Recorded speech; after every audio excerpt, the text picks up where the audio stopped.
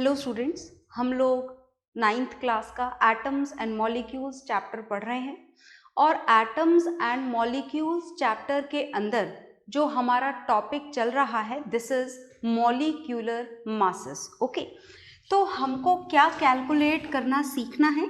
हमें सीखना है how to calculate the molecular masses. Is it okay? अब देखिए, बात एटॉमिक मास की हो या फिर मॉलिक्यूलर मासेस की हो, एटॉमिक मासेस और मॉलिक्यूलर मासेस बहुत ज़्यादा बड़े नहीं होते हैं, हैवी नहीं होते हैं। मतलब आप इन्हें ग्राम्स और किलोग्राम्स में मेजर करना प्रेफर नहीं करते हैं क्योंकि इनके मासेस कैसे होते हैं, बहुत कम होते हैं। तो मॉलिक्यूलर मासेस को भी मेजर करने के लिए आपको क्या काम में लेना होता है? मॉलिक्यूलर मासेस मेजर करने के लिए भी आपको काम में लेनी होती है unit, atomic mass unit. In this unit only we will measure the molecular masses और इस एटॉमिक मास यूनिट को ही शॉर्ट में क्या लिखा जाता है? इस एटॉमिक मास यूनिट को ही शॉर्ट में लिखा जाता है AMU, और इसे और भी शॉर्ट में आप लिख सकते हैं। और अगर आप इसे और शॉर्ट में लिखना चाहेंगे तो लिखेंगे ओनली यूनिट, और सिंप्लीफाई करके इसे और शॉर्ट फॉर्म में डिनोट करेंगे, that is only you for units. Is it okay?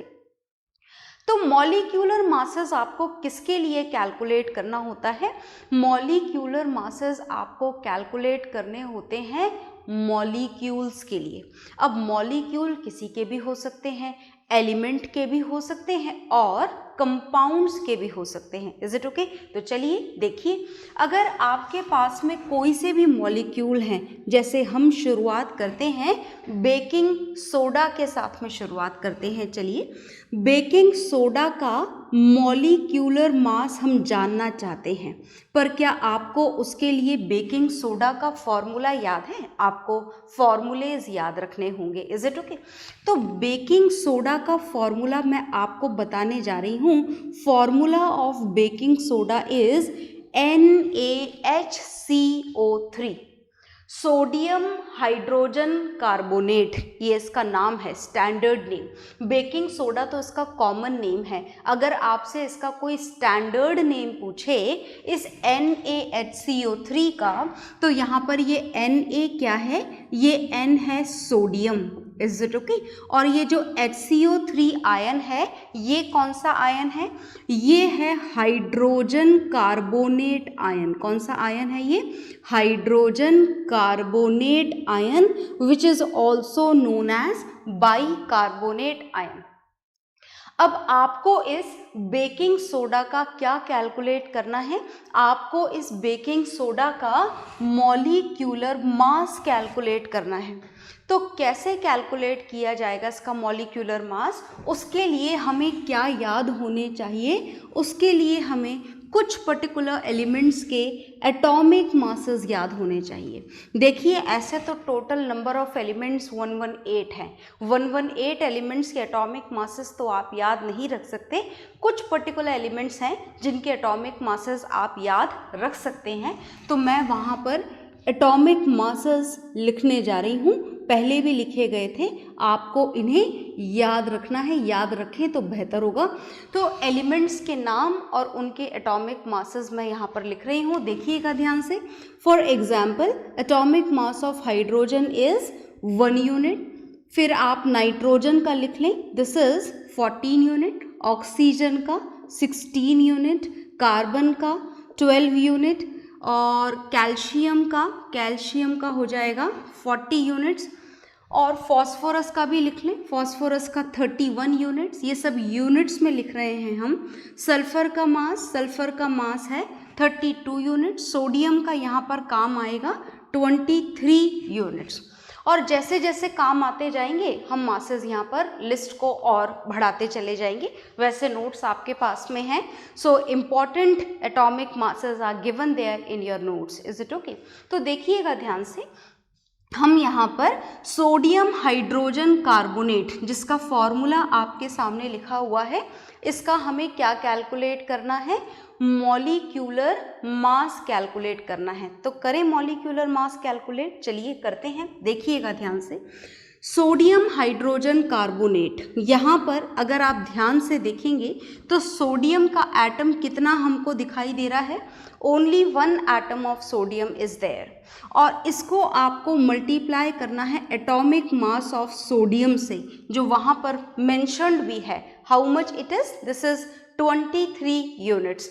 तो हमने सोडियम का मॉलिक्यूलर मास कैलकुलेट कर लिया इस पूरे फॉर्मूले के अंदर, प्लस यहाँ पर जो दूसरा एलिमेंट प्रेजेंट है, that second element is hydrogen, मतलब अब हमें हाइड्रोजन का मास ऐड करना है। तो हाइड्रोजन का मास कैसे ऐड किया जाएगा, you have to first find out the number of atoms, how many atoms are there, hydrogen के कितने एटम्स हैं, ओनली 1, और हाइड्रोजन का एटॉमिक मास भी कितना होता है, हाइड्रोजन का एटॉमिक मास भी होता है 1 ओनली, इज इट ओके।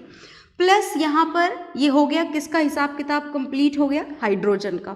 ये किसका हिसाब किताब कंप्लीट हो गया, सोडियम का। Now we will do it for carbon element. अब हम ये काम किसके लिए करेंगे, कार्बन के लिए करेंगे। तो कार्बन के कितने एटम्स प्रेजेंट हैं यहाँ पर, 1 atom into what is the atomic mass of carbon given there, I hope आपको लर्न भी हो गया होगा अब तक। तो this is 12 units, right. Now plus which element is left now, that is only oxygen। कौन सा एलिमेंट बाकी है, ऑक्सीजन। तो चलिए ऑक्सीजन के लिए भी लिख देते हैं, how many atoms of oxygen are here, only 3, is it okay.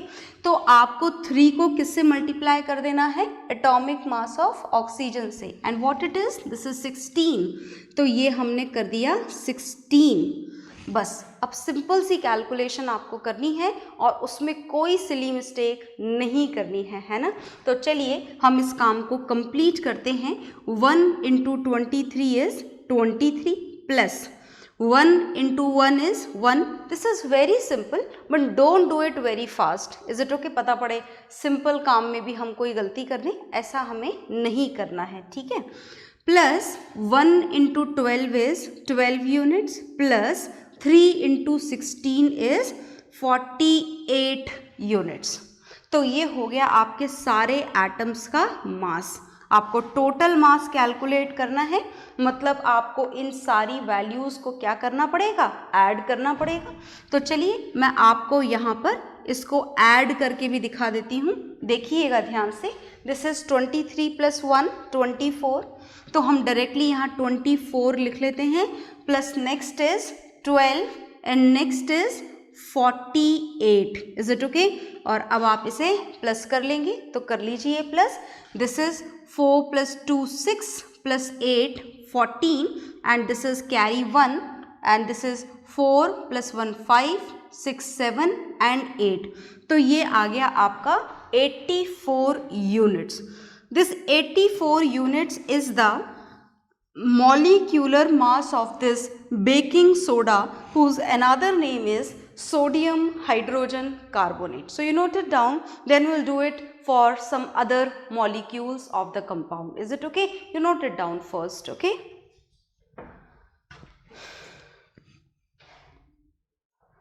हाँ जी, तो आई होप आपने नोट डाउन कर लिया होगा।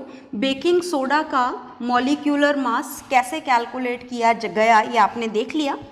अब इसी मॉलिक्यूलर मास को हम कुछ और फॉर्मूलेज के लिए भी कैलकुलेट करेंगे, देखिएगा ध्यान से। हम किसके लिए कैलकुलेट करेंगे, बहुत ध्यान से देखिएगा। तो ये यहाँ से इसकी रफ कैलकुलेशन है, इसे हम यहाँ से हटा देते हैं। और जो नेक्स्ट कैलकुलेशन हम करने जा रहे हैं, this is for aluminium sulphate.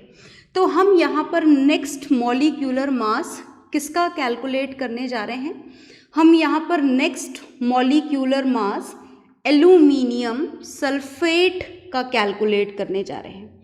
Formulas लिखना आप सीख चुके हैं। एल्यूमिनियम सल्फेट का फॉर्मूला कैसे लिखा जाएगा वो भी आप कर सकते हैं, ये वाला काम भी आप कर सकते हैं। कैसे करेंगे देखिएगा ध्यान से।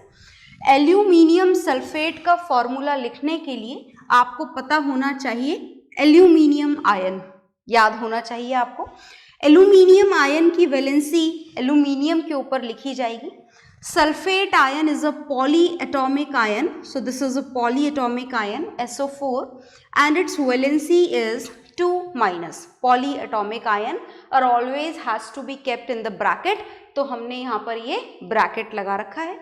अब ये जो 2 नंबर है ये यहाँ आ जाएगा क्रॉस मल्टीप्लिकेशन के थ्रू, और ये जो 3 नंबर है ये ब्रैकेट के बाहर चला जाएगा। मतलब एल्यूमिनियम सल्फेट का फॉर्मूला हमको क्या मिल जाएगा? एल्यूमिनियम सल्फेट का फॉर्मूला हमें मिलेगा Al2SO4 होल थ्राइस। जैसे मैं पढ़ रही हूँ वैसे ही आपको भी पढ़ना है। Al2SO4 whole thrice, thrice. Is it okay? So this is aluminium sulfate, right?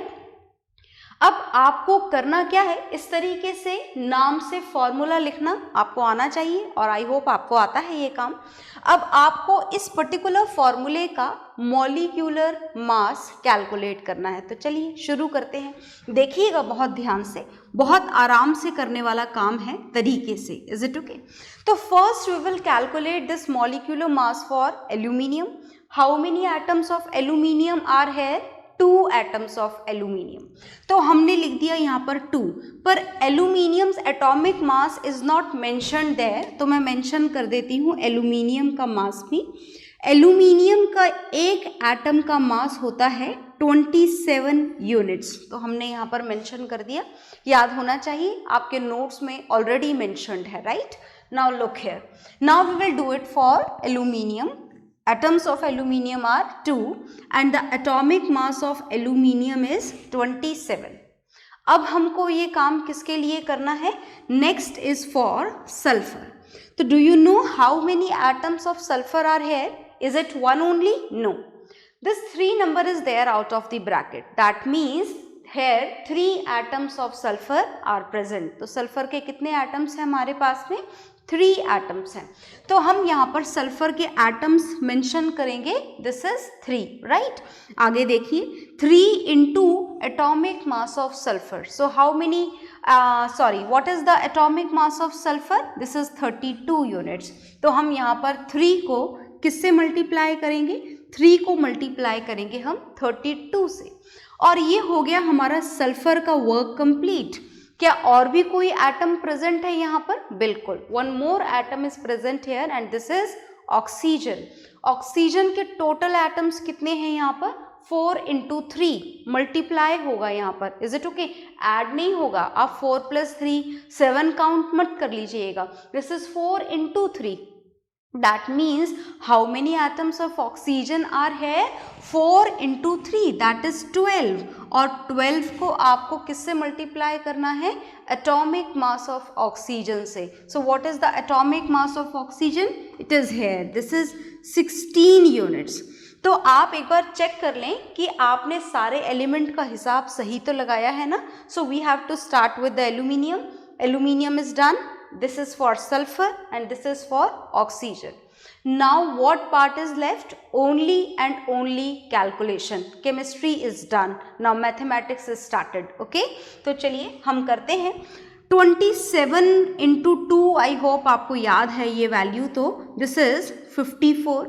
This can also be done very easily. ये काम भी आप यहाँ पर आसानी से कर सकते हैं।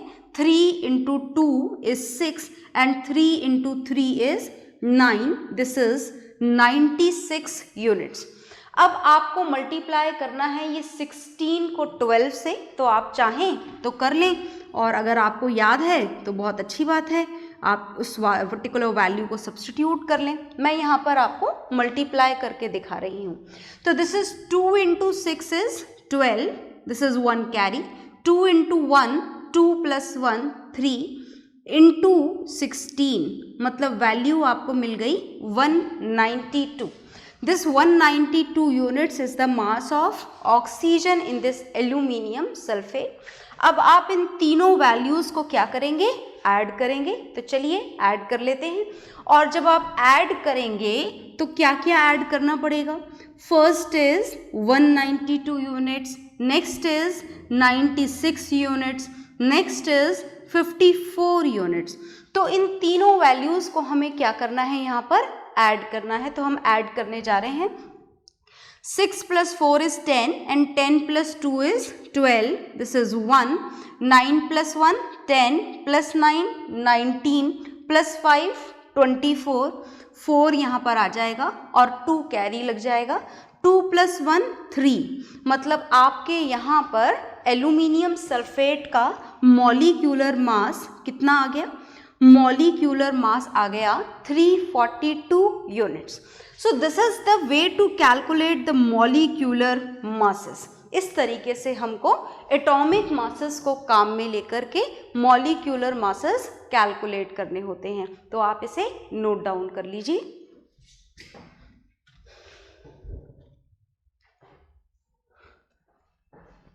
तो आई होप आपने ये नोट डाउन कर लिया होगा।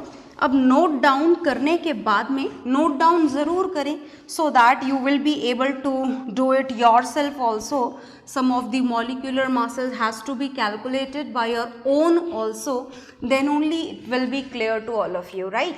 तो हमने एटॉमिक मासेस से मॉलिक्यूलर मासेस कैलकुलेट करना सीख लिया है, और अब हम जो पढ़ने जा रहे हैं this is quite different. This is a chapter of chemistry but a lot of numericals has to be solved in it. बहुत सारे numericals आपको solve करने हैं, और अब हम फाइनली उन न्यूमेरिकल की तरफ ही मूव कर रहे हैं। We are going to know how to solve the numericals for this chapter atoms and molecules. तो न्यूमेरिकल पार्ट हमारा शुरू होने वाला है, a very important conceptual part which is known as mole concept, very popular in the chemistry. Is it okay? So look here we have to start with the atomic masses again.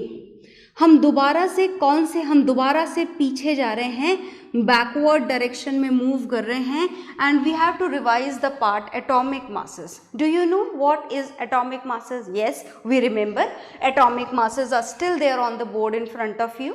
These are the atomic masses of these particular elements, like aluminium's atomic mass is 27 unit. It means mass of one atom of aluminium is 27 units, है ना। Aluminium के एक atom का मास कितना है?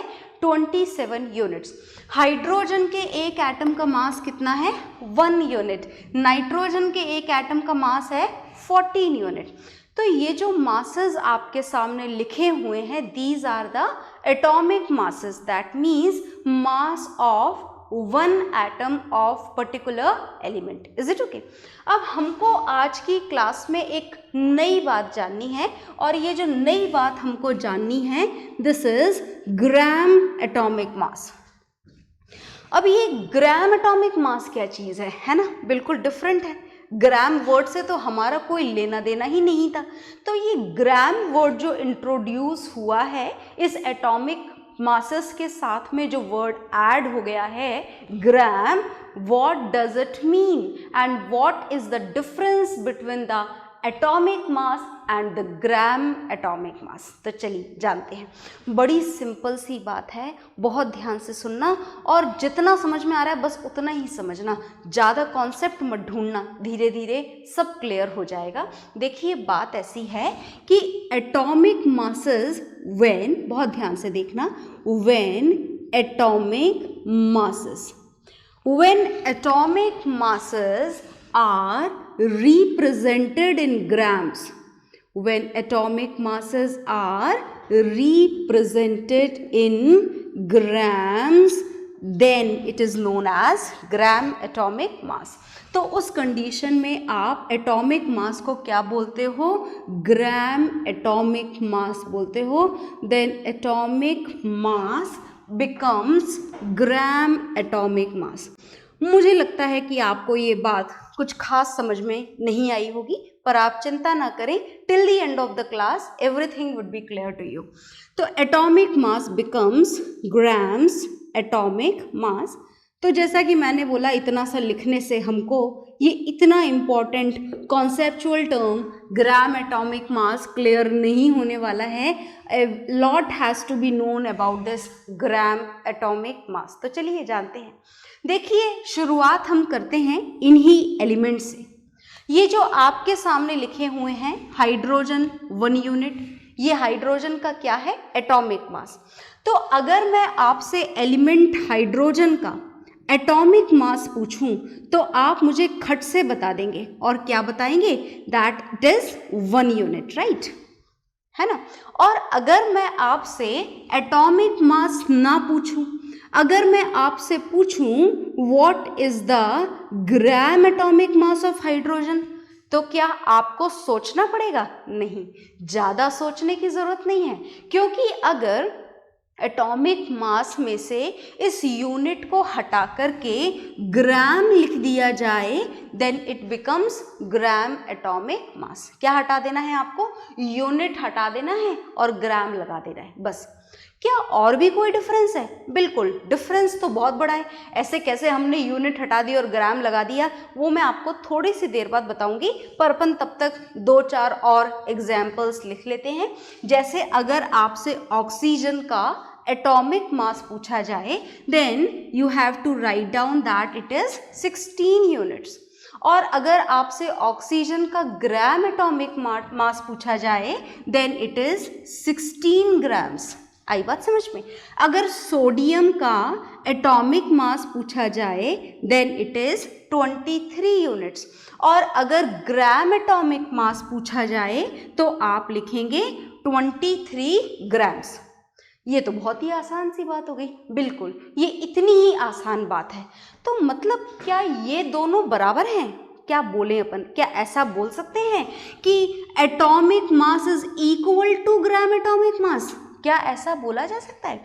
क्या ऐसा बोल सकते हैं कि 1 unit is equal to 1 gram? No, it is not at all equal. ये 1 यूनिट और 1 ग्राम तो बिल्कुल भी बराबर नहीं हो सकते, बिल्कुल भी बराबर नहीं है। Not at all equal to each other, हो ही नहीं सकते, क्योंकि ये जो यूनिट है ये तो बहुत स्मॉलर यूनिट है as compare to gram. Gram is a very bigger unit, और यही तो कारण था कि हमने एटॉमिक मासेस को ग्राम्स में डिनोट नहीं किया था, यूनिट्स में डिनोट किया था। याद है ना आपको? Is it okay? मतलब atomic mass is not at all equal to gram atomic mass. तो फिर आखिर ये क्या है? क्या चीज़ है ये ग्राम एटॉमिक मास? देखो, ये बात तो हमें खटाक से समझ में आ गई कि एटॉमिक मासेस को यूनिट हटाकर ग्राम लगा दिया जाए तो क्या बन जाता है? ग्राम atomic mass. Is it okay? पर आखिर ये है क्या, वो मैं आपको अभी बताती हूँ। उससे पहले आप बोर्ड पर लिखा हुआ नोट डाउन कर लीजिए, ठीक है? तो आपने ये नोट डाउन कर लिया होगा, और अब मैं आपको जो बेसिक कॉन्सेप्चुअल डिफरेंस है इन दोनों के बीच का वो बताने जा रही हूँ। बहुत ध्यान से सुनिएगा। There is a very great, very important differences there between the atomic mass and that of the gram atomic mass. देखिए, सबसे पहला जो डिफरेंस है एटॉमिक मास का, that it is measured in units. इसको हम किस में मेजर करते हैं? यूनिट्स में मेजर करते हैं। और दूसरी खास बात एटॉमिक मास की ये है that atomic mass is equal to mass of 1 atom of any element. आई बात समझ में? क्लियर हुआ अच्छी तरीके से? 1 एटम का मास अगर आप निकालेंगे तो 1 एटम के मास को क्या बोला जाता है? Atomic mass. Is it okay? तो ग्राम एटॉमिक मास 1 एटम का मास नहीं है क्या? नहीं नहीं, बिल्कुल भी नहीं।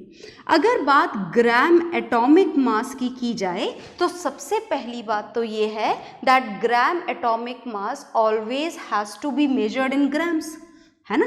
ग्राम एटॉमिक मास को आप सिर्फ और सिर्फ किस में मेजर करते हैं? ग्राम्स में मेजर करते हैं, है ना। इसमें मेजर नहीं कर सकते, तो ही तो सीखो, इसी वजह से तो इसे ग्राम एटॉमिक मास बोला जाता है ना। बिल्कुल सही बात है। तो क्या ये 1 एटम का मास नहीं है? नहीं, बिल्कुल भी नहीं। ये कितने एटम्स का मास है फिर? सुनिएगा ध्यान से। This is equal to mass of 6.022 into 10 raised to the power 23 atoms. आपको बात समझ में आई क्या? Is it okay? मतलब जो ग्राम एटॉमिक मास है, this is not at all equal to mass of one atom.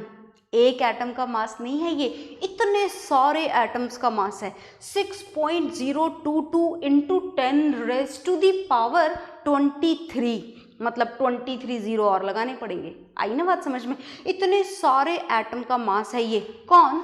Gram atomic mass.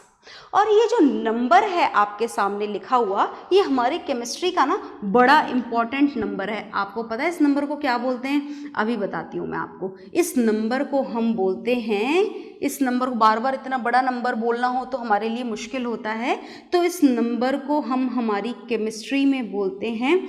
Chemistry में क्या, फिजिक्स में भी बोल सकते हो, हर जगह बोल सकते हो। This number is known as 1 mole. Is it okay? इस नंबर को क्या बोला जाता है? इस नंबर को 1 मोल बोला जाता है। मतलब जहां भी आपको ये नंबर लिखना हो, आप ना लिखना चाहो तो आप इसकी जगह पर क्या लिख सकते हो? 1 मोल लिख सकते हो। तो ग्राम मॉलिक्यूलर, ग्राम एटॉमिक मास किसका मास है? This is the mass of this much number of atoms, and this number is very important in chemistry, and this number is also known as Avogadro number. इस नंबर को क्या बोला जाता है? इस number को एवोगैड्रो नंबर भी बोला जाता है। Is it okay? So whatever is there on the board, just note it down.